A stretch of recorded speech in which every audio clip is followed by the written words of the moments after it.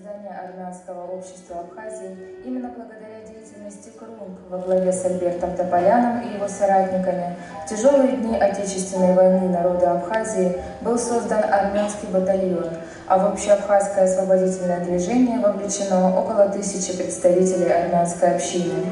Указ о создании батальона 9 февраля 1993 года подписал главнокомандующий Владислав Артемба.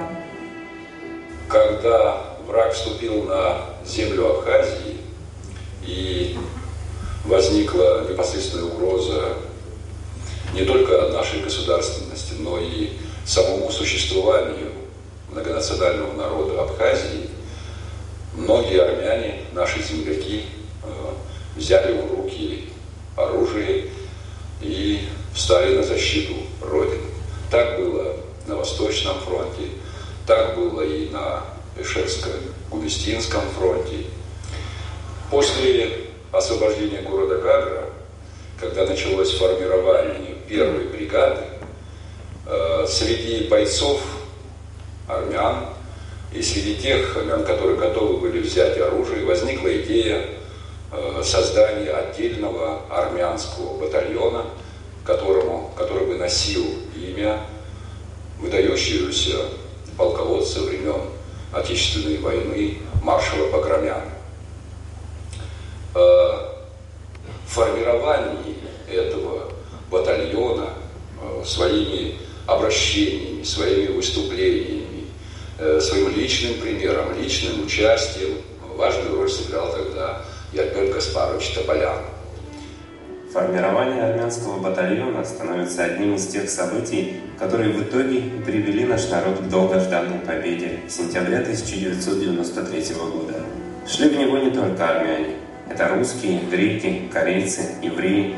Слова военной присяги, произнесенные бойцами, были написаны кровью многих сынов Апсны.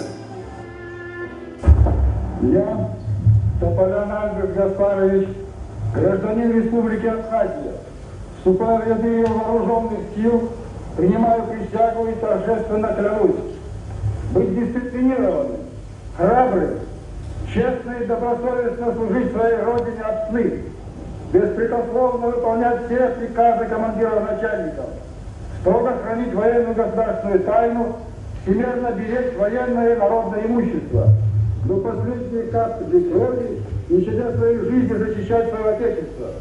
Если же я нарушу клятву, то пусть меня постигнет суровая кара закона, всеобщая ненависть и презрение народа Абхазии.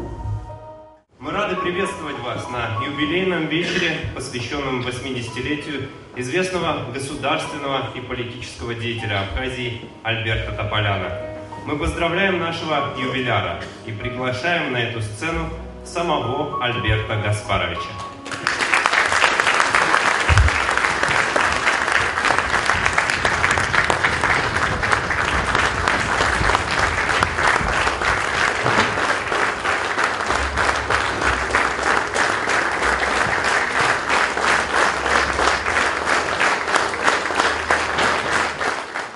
Сегодня в актовом зале Музея боевой славы, который носит имя первого президента Владислава Артемба, собрались соратники, друзья, с кем Альберт Тополян прошел самые трудные дни для нашей страны.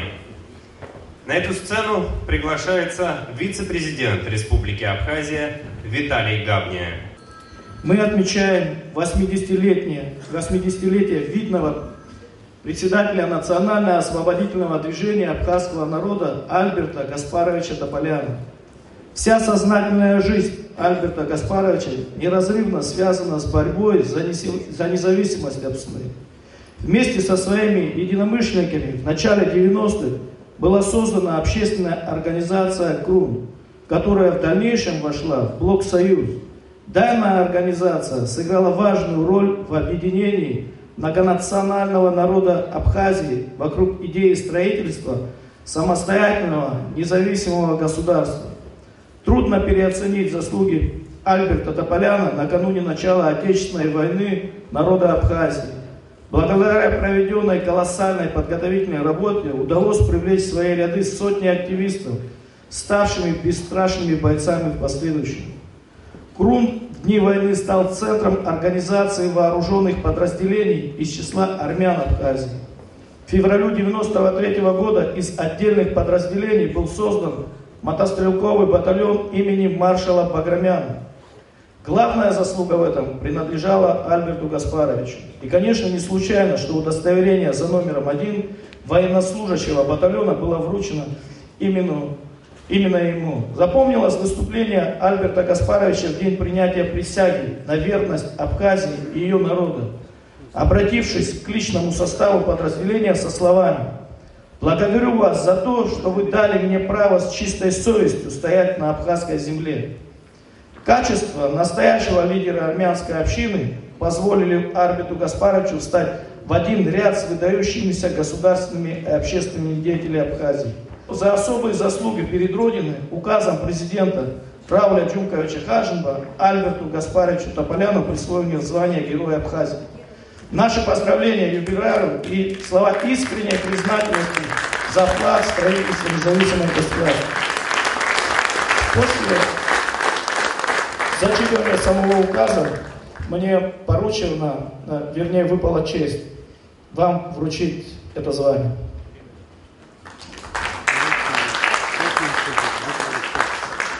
Указ. За особые заслуги перед государством и народом Республики Абхазия присвоить звание Героя Абхазии Тополяну Альберту Гаспаровичу. Президент Рауль Хаджимов.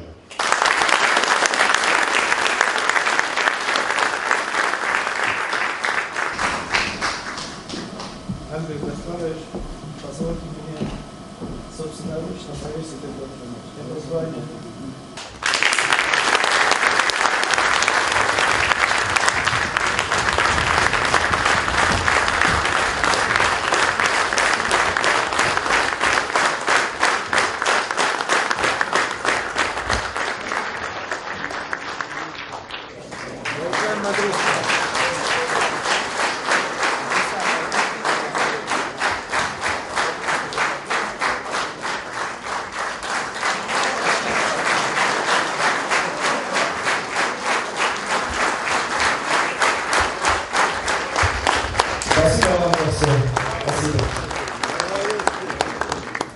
Альберт Гаспарович, можно сегодня сказать это с уверенностью, политик большой величины.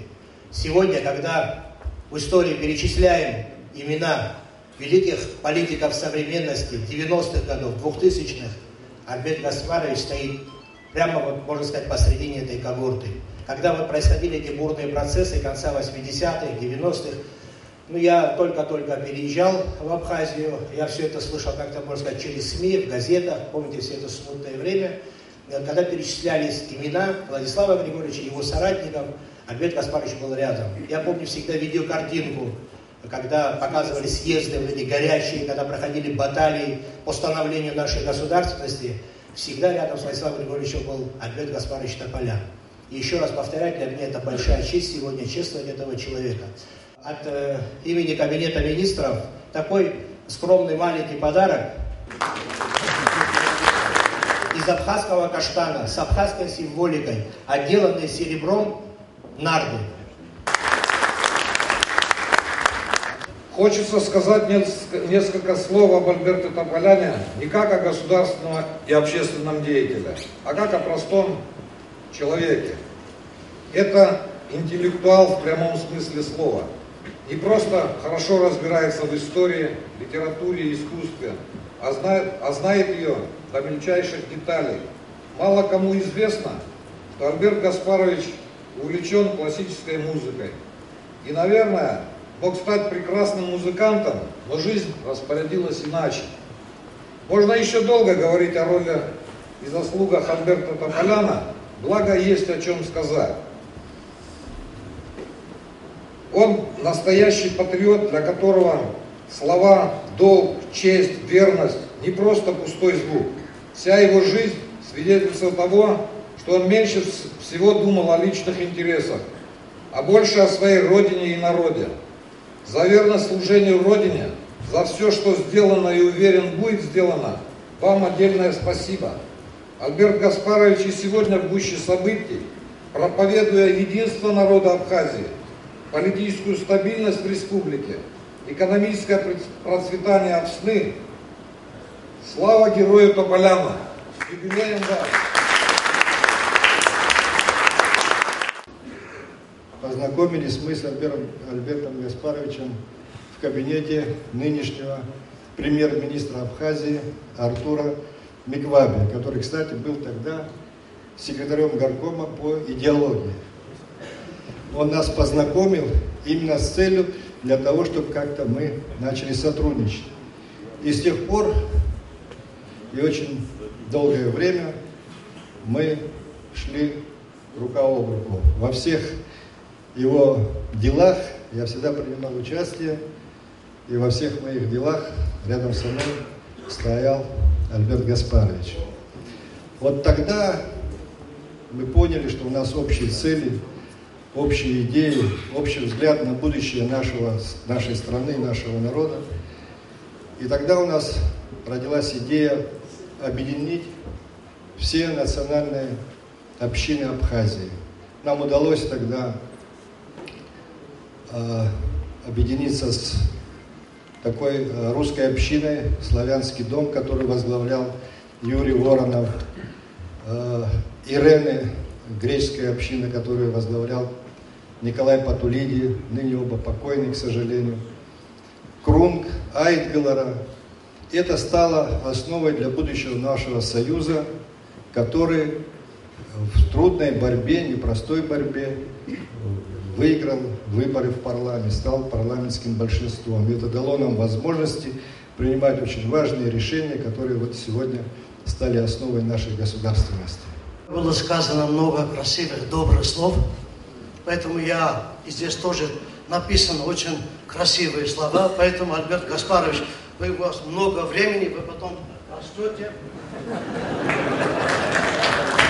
Я хочу искренне сказать слова благодарности в адрес президента нашей страны Рауль Джумбич.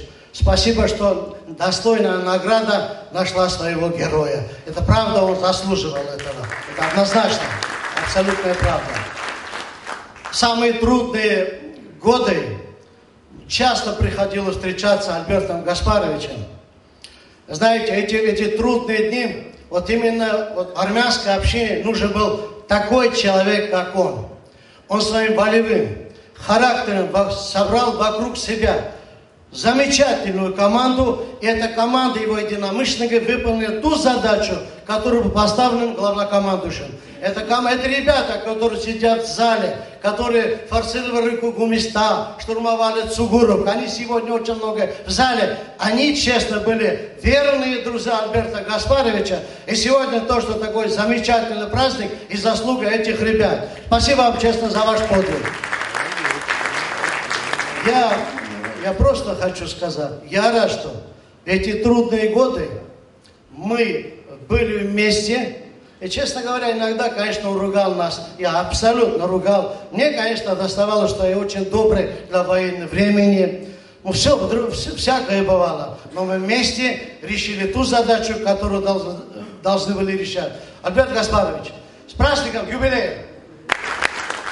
Я думаю, что каждый абхазец благодарит армянский народ за то, что создали 2 батальона. Я помню, когда говорили, когда брали Сухом, что пошел армянский батальон крушить все на своем пути.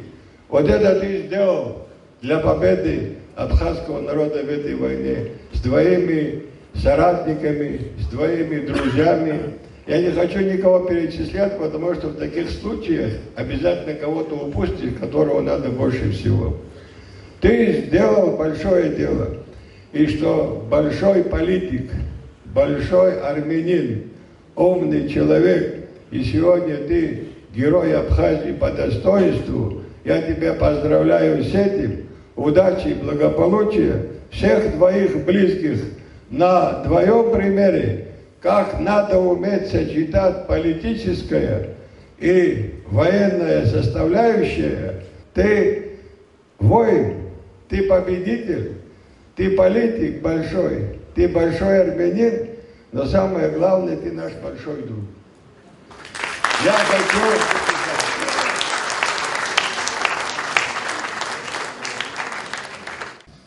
Честно говоря, мне кажется, ему 80 нет.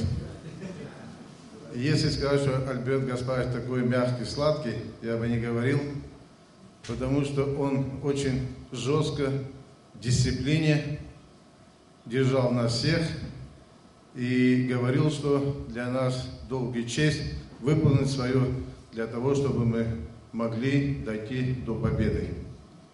Альберт Гаспарович, действительно, сегодня здесь находятся самые известные, выдающие люди Абхазии, которые гордостью могут, находясь, вы в те самые тяжелое время, находясь с ними, вы делали так, чтобы армянская часть населения чувствовала себя патриотами, гражданами Абхазии и сделали все для того, чтобы дойти до победы. Об этом тогда я еще помню самое тяжелое время, когда мы с вами ездили, наш главнокомандующий Владислав Григорьевич Арцинба, в то время, когда в Афоне создавался отдельный мотострелковый батальон, я помню, как это все движение было, и как мы сейчас, можно сказать, что мы гордимся, когда Владислав Григорьевич говорил, что надо идти до победы. И каждый из нас в тот момент готов был уйти из жизни, потому что для нас была это честь. И в том числе и вы. Для нас честь и гордость быть патриотами Абхазии, быть достойными гражданами Абхазии. Потому что часть своего тела я уже похоронил здесь. И я благодарен вам, что мне пришлось долгое время рядом с вами находиться. Ваши коллеги по первому абхазскому парламенту, весь парламент 5-го созыва во главе со спикером Гамба Валерием Рамшуховича искренне поздравляют вас с юбилеем и присвоением заслуженного высокого звания Героя Абхазии. Желаю здоровья и долгих лет жизни.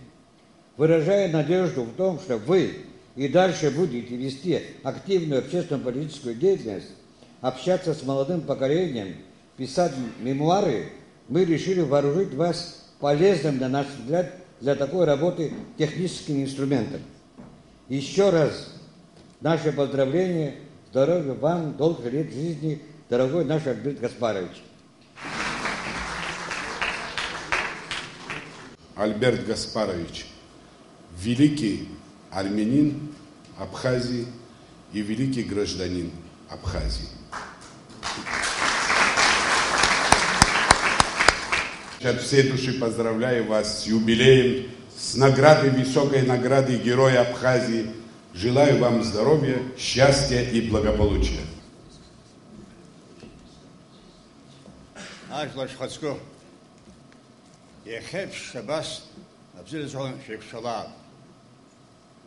Альбертджан, наша дружба объединила общее горе. И мы всегда были рядом, когда было трудно. Я вам расскажу маленький пример. Когда была у наша общая родина, СССР, я был в Ереване. Я был в мастерской великого художника Саряна, матрос Сарян. И, значит, я с ним беседовал. Была большая его выставка в мастерской. Я просматривал его картины. Его спросил квартет: вы участник великой трагедии абхазского народа, геноцид. Все ваши картины светлые, жизнерадостные. Вас разве не волнует великое горе вашего народа? То, что он мне ответил, я понял после войны, что он ответил. Наш народ надо лечить радостью. Почему я это вспомнил? Потому что во время войны вы были рядом. Я вас всегда уважал, вы это знаете, я вас обнимаю. Я вспомнил вечер 13 августа 1992 года, когда в музыкальном училище был концерт. Это наши девочки, ребята, которые учились в музыкальных институтах страны. устраивали вечер. Ну, все с той блистательной хиблой, которая была. И вот выходит студентка одна грузинка и поет мигрельскую песню. Каспарыч мне вдруг говорит: Ленчик, а тебе не кажется, что под эту мелодию грузинские танки вползают в Абхазию? А потом пришло утро следующего дня, когда они действительно вползли. И что я хочу сказать? Вот по-разному было в этот день. Кое-кто растерялся, кое-кто из представителей коренной нации осваивал Бомборский аэродром. Альберт Гаспарович был тверд, непреклонен, и не только он сам, а его семья, супруга, дети. Хотя, развернись ситуация по-другому, я думаю, им было бы гораздо хуже, чем нам. Не сказать этого не могу. Не могу не сказать и другого. Начались вот те дни, которые были очень тяжелые, особенно первые дни войны. И, может быть, подзабыли, а я моим друзьям хочу напомнить, что там, где впоследствии был пресс-центр, фактически был своеобразный штаб. И в этом штабе ночами дежурила Джема, супруга Альберта Гаспаровича. Далеко не каждому это удавалось сделать. Вместе с ней еще дежурил Альфред Николай Леонидович Кокуев. Я вот, пользуясь случаем, хочу от него передать поздравления, Гаспарыч, тебе. Он жив-здоров, ему тоже недавно исполнилось 80. Он считает, что ты пополняешь этот клуб. Вспомнилось и другое. Гаспарыч не был человеком такого мягкого характера. Он был жестким, непримиримым. Подчас говорил, я думаю, говорил справедливо: Ленчик, вы, абхазцы, должны быть такими же жесткими, как я по отношению к армянам. Иначе не будет того, что должно быть. И вот, когда погиб Артур Исаханян, и в Псырске его тогда хоронили, был такой момент, что вот стояла группа жителей армян, и такой разговор шел: а зачем нам это все, и почему наши люди должны гибнуть, там что-то грузины не поделились с абхазами, а мы тут при чем? Надо было просто видеть Гаспарыча. Что он подошел, что он сказал, и как он сказал, и что он сделал, этого было вполне достаточно. Он был очень жесток в этих вопросах. На него подчас жаловались другие представители армянской диаспоры, жаловались и Владиславу Григорьевичу. Но вот я возвращаю его слова, которые говорил нам: и вы должны быть такими же. И вот потом произошло то событие, которое произошло, это создание армянского батальона. Это мог сделать только он, потому что во всей Грузии, где армянское население в разы было больше, и взвод они смогли собрать. И дело не только в военной составляющей, хотя она была необычайно важна. Дело было еще и в политической составляющей. И могу сказать то, что именно благодаря Гаспаровичу и благодаря вот этим действиям в Абхазии был национальный консенсус. Он был, он и есть между коренным населением и армянской общиной Абхазии. Гаспарович награжден достойными наградами, но есть одна вещь, о которой я не могу не сказать. Это не присваивается, это не вручается, это называется государственный муж.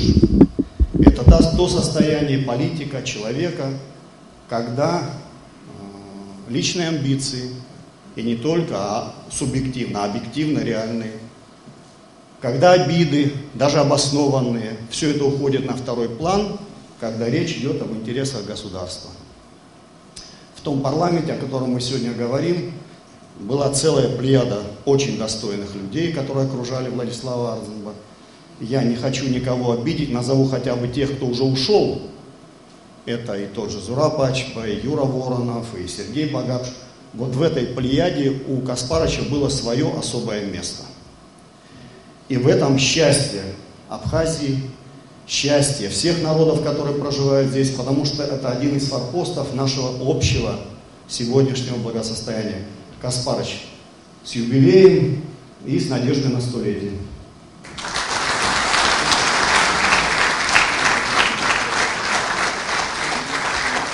В то героическое время, а вместе с тем и трагическое, накануне во время войны на авансцену исторических событий, происходивших в Абхазии, появилось немало людей, гонимых разными чувствами и интересами.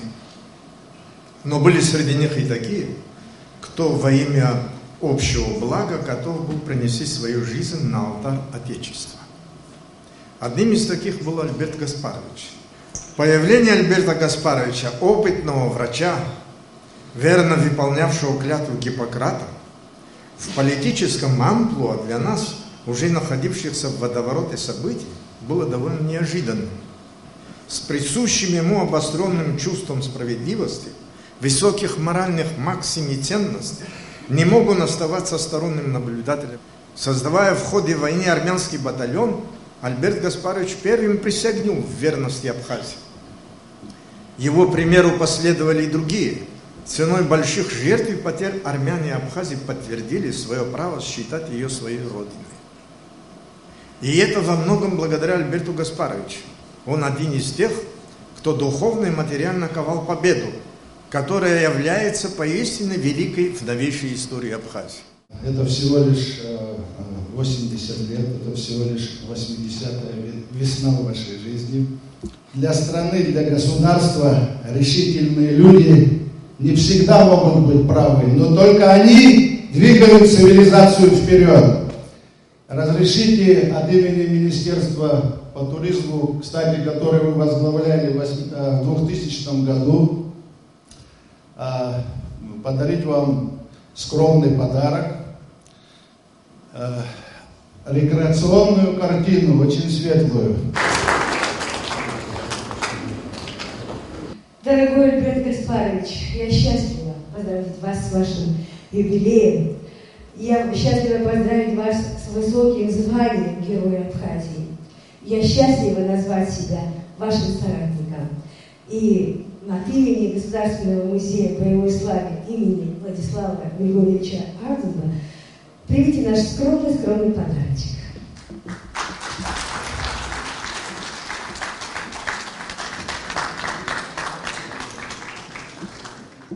Поздравить с юбилеем Альберта Гаспаровича от имени населения Гудаутского района, от имени ветеранов из Гудаутского района, от имени администрации, собрания и совета старейшин этого района.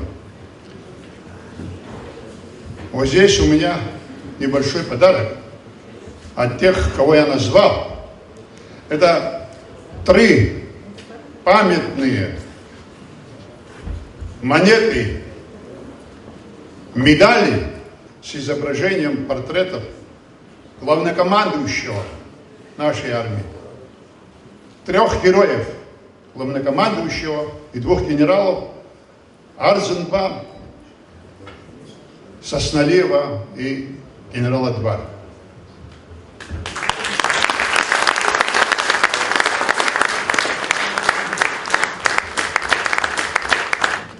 Альберт Гаспарович – это тот человек, который один из первых поднял национально-освободительное движение в Гулирипском районе, потом перешло это движение на всю Абхазию, и многие жители Гулирипского района последовали его примеру. Он был во главе армянского населения Гулирипского района, которое в войну очень сильно пострадало, но при этом оно выжило, зная, что рядом с ними стоит Альберт Гаспарович. Он для нас всех является большим учителем. Жители Гулирипского района гордимся, что вы наш земляк, что вы уроженец высокогорного села Амткев, который тогда назывался Захаровка. И поэтому часть этого, наш подарок, тоже картина, но картина с видом на озеро Амткев. Уважаемый президент Рауль Джункович, уважаемый посол, не господин товарищ Григорьев,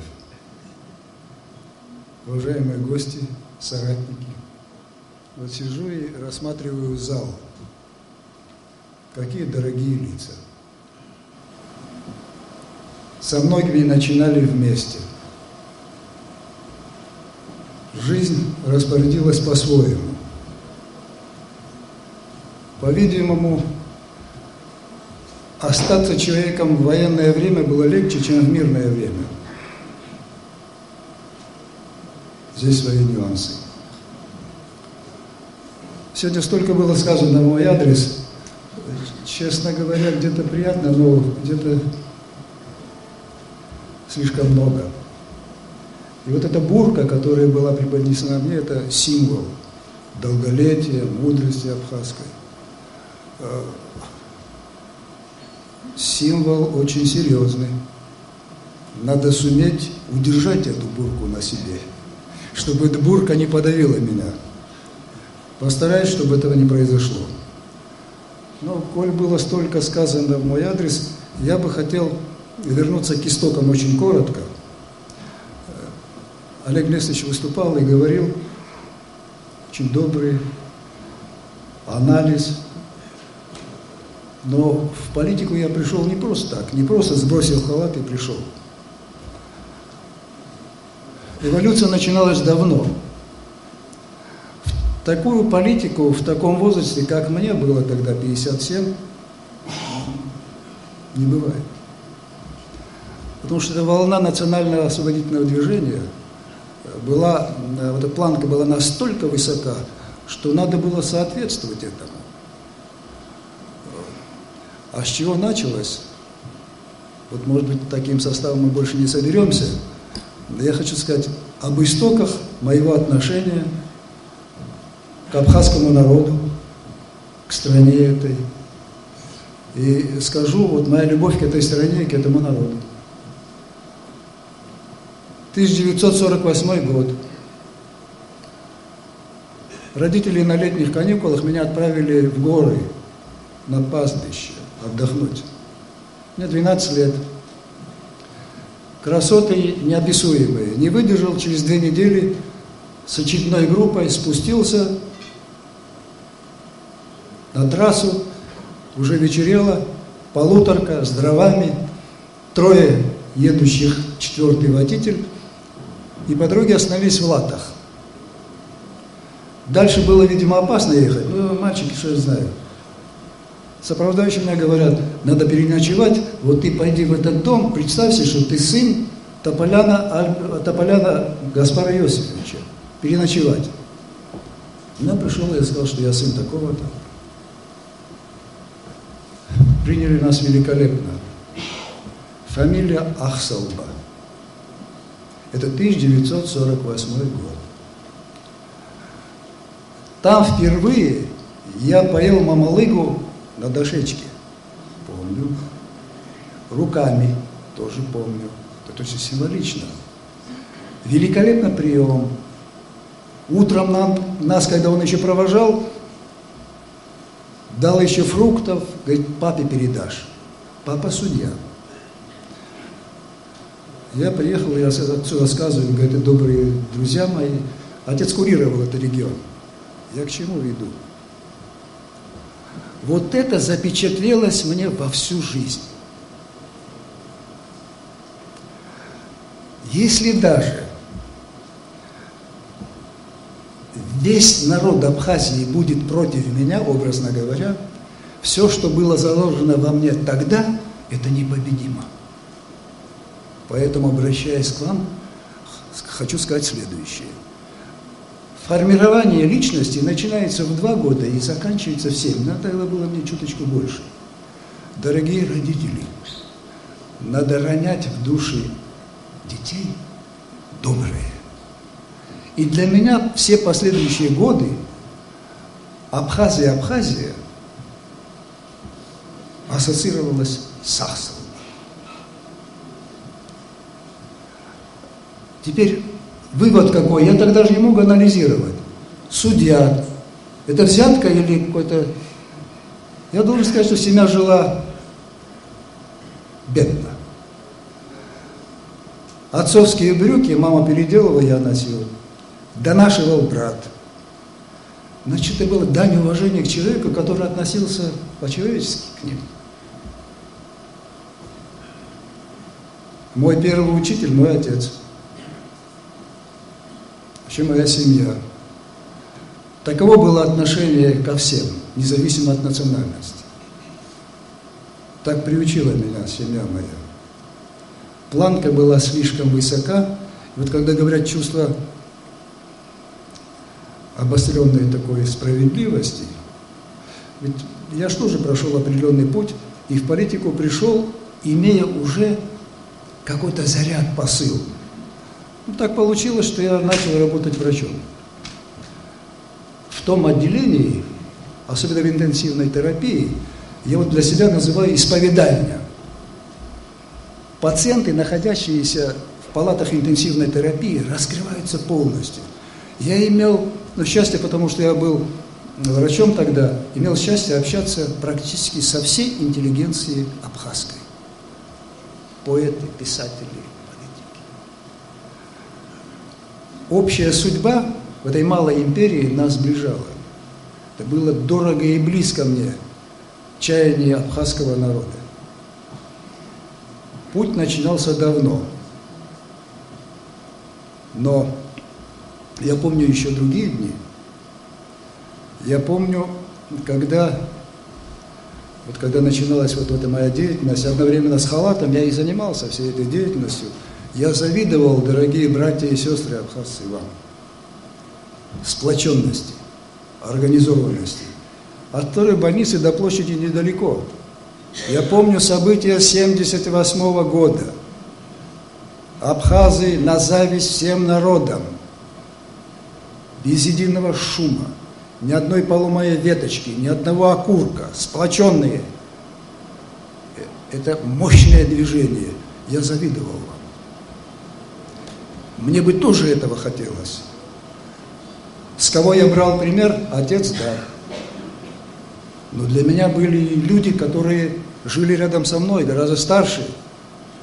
Я брал и с них пример. Для меня есть два Тамшуговича. До войны это Аслан Тамшугович Отерба, который курировал здравоохранение. Я видел встречи его с людьми. Как он умеет говорить с людьми, это мудрость сама. А во время войны Иван Тамшугович Лакрыбаев. Расписал на Рейхстаге. И не надо забывать войну. Одно его присутствие, его советы дорогого стоили. Я помню еще следующее. Когда впервые я познакомился с Шалва Леварсановичем Цвижба, а мы жили в одном доме, человек, прошедший репрессии, отсидевший долгие годы, после реабилитации ему даже не могли объяснить, за что он сидит. Когда пригласили его в квартиру, первое, что я увидел, библиотека, и по центру портрет Ерешет Шаренца, великого армянского поэта, погибшего в годы репрессий. Вы понимаете, во мне не чувство такое национальное заговорило. Я понял, что я имею дело с человеком наднациональным. То есть верящий, ценящий общечеловеческие ценности. И он мне сказал, это мой духовный учитель, хотя он с ним не был знаком.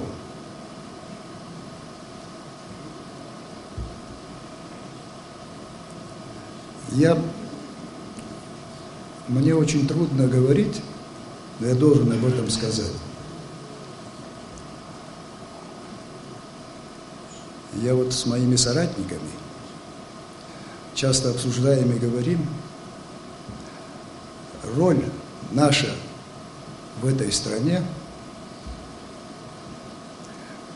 быть, как говорили древние, в мирное время главное не навредить. Не навредить. В военное время дана оценка не говорить, мы сделали.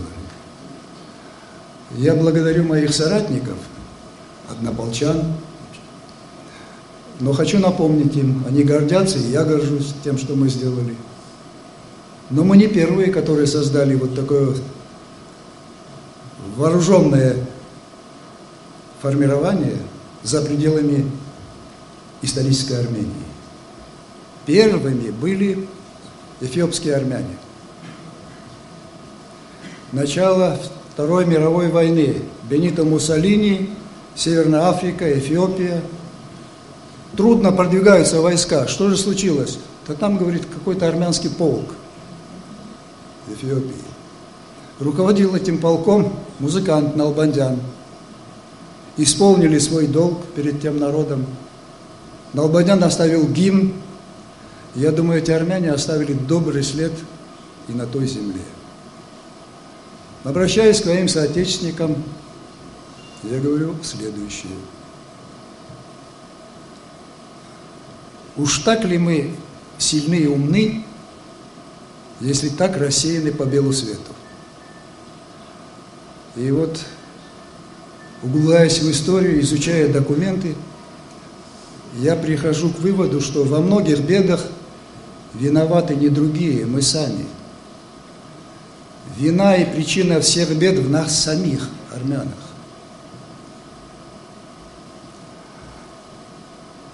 Я преклоняюсь перед личностями в армянской истории, которые дали объективную, суровую, жесткую оценку всего пройденного пути. Это Гаригин Ножде и Шаан Натали. Это люди, которые имели право говорить со своим народом так, как нужно. Это люди, к которым прислушивались. Я хочу сказать моим соратникам, соотечественникам, не надо терять связь. Родина одна бывает. Историческая Родина. Это дом, где мы состоялись. И исполнили мы свой долг. Оценку должны давать не мы. Оценку дает сегодня зал, перед которым я преклоняюсь, и даст история. Но я сказал об Ахсалова. Дорогие абхазские братья и сестры, мне очень хочется, чтобы в Абхазии было много друзей. Это дорогого стоит. Я обращаюсь к вам, дорогие мои однополчане. Давайте дружить не только на частном уровне, давайте дружить государством. Пришло время помочь и Армении тоже. Братья армяне. Говоря о сегодняшнем дне, уважаемый президент, уважаемые друзья, исключительно важный момент. Использовать все то, что сегодня есть. Есть вопросы, которые решаются сугубо в абхазской среде. Очень тонкая материя подсказывает со стороны. Все вопросы решает абхазский этнос внутри себя. Вот мы, главное, не навредить и создать атмосферу, где бы это движение разных полюсов было возможно, безболезненно, без потери времени. Вот это мы должны сделать. Призываю вас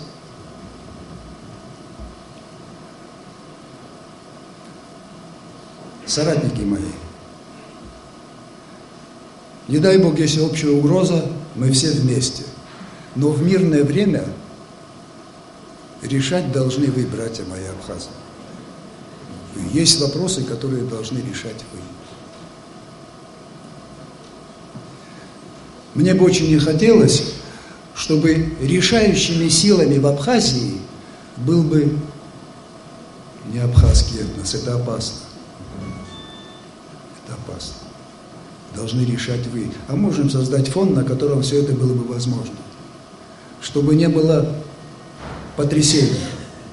Я не сомневаюсь, что есть силы, которые бы хотели раскачать.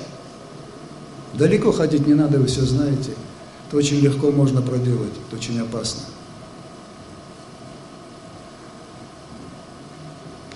Все, что вы сказали в мой адрес, много сказали. Для меня каждая встреча, понимаете, из любой встречи я должен извлечь пользу для окружения, общества. Иначе для меня это не имеет никакого смысла. Но видя сегодня ваши лица, людей, которые вот хотят создать это государство. Часто задаюсь вопросом, колоссальный потенциал. Прекрасно я изучил абхазцы во время войны. Понимаете, говорят китайцы, у каждого поколения должна быть своя война. Не дай бог, но так бывает. Война распределила все по своим местам. Я восхищаюсь абхазскими женщинами. Это великие люди. Великие люди. Такую оценку в самом начале войны давали мои соплеменники, которые приезжали оттуда. И говорят, если такие женщины, вы непобедимы. Это действительно так.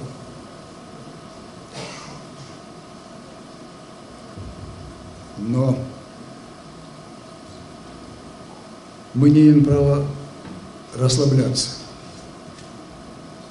Часто, когда мне нужно было что-то подсказать, с учетом менталитета и остроты момент тонкой этой самой струны, я критиковал себя и своих с тем, чтобы это было понятно. Это очень больная тема. Даже во время войны это иногда воспринималось, а в мирное время тем более, понимаете? Вот. Каждый должен быть на своем месте. Должно быть какое-то общее дело, Рауль Джункович. У итальянцев Коза Ностра это нет. Коза Ностра наше дело. Должно быть так, чтобы каждый житель этой страны чувствовал наше дело. Вот к чему надо прийти. Сопричастность ко всему. Путь долгий. Я считаю, что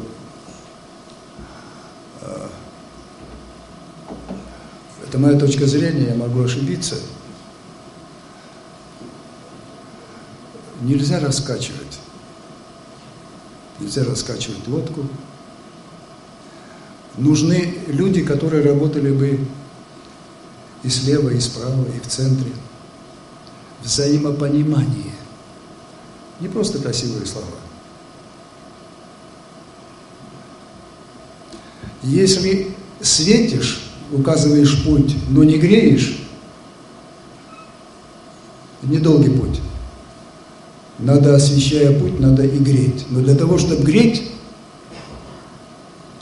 нужно иногда подвергать себя и лишениям. А как же? Должно быть какое-то и пожертвование, чтобы люди поверили.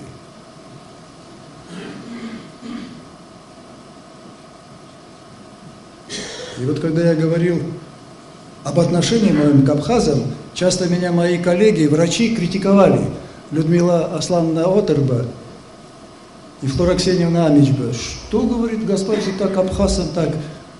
Но они, может быть, по-своему были правы. Но я тоже был прав. Потому что у меня сидит в душе Ахсалба, где первый раз я увидел гостеприимство. И понял, на какой основе это было построено. Отец к ним, а не к отцу. Вот это должно быть больше. Я огромное вам задержал ваше внимание. Я очень хотел бы, чтобы в таком или более другом составе собрались, пригласили, приму участие. И благодаря вот вашей поддержке не впустую проживу оставшуюся часть жизни.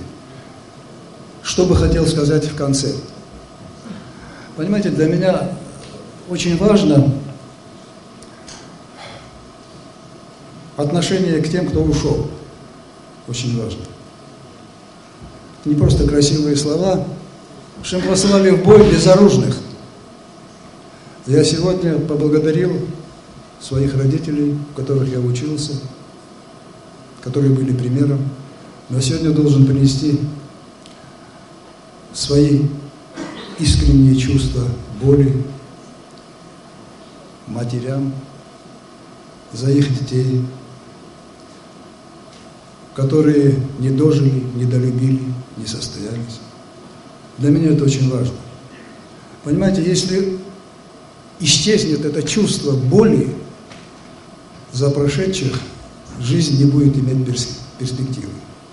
И в конце скажу следующее. Один из самых успешных премьер-министров Англии, Бенджамин из Израиля, говорил следующее.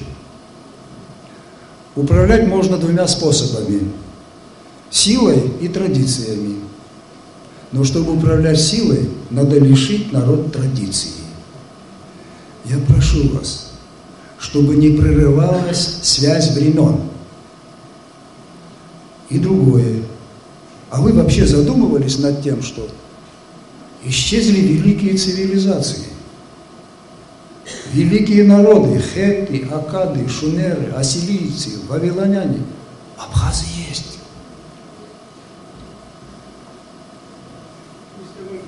Но,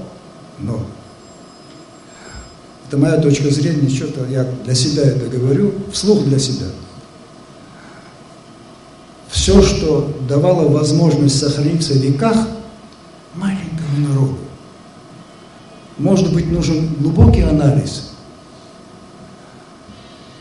Все ли сегодня можно сохранить из того прошлого и не пересмотреть кое-что с тем, чтобы не отстать? И самое страшное – потерять самобытность. Вот то, что Дизраэли говорил. Я желаю моим братьям и сестрам, я признался к вам в любви и сказал, где истоки, даю вам слово, что я с вами и никогда вас не подведу. Спасибо за высокую награду.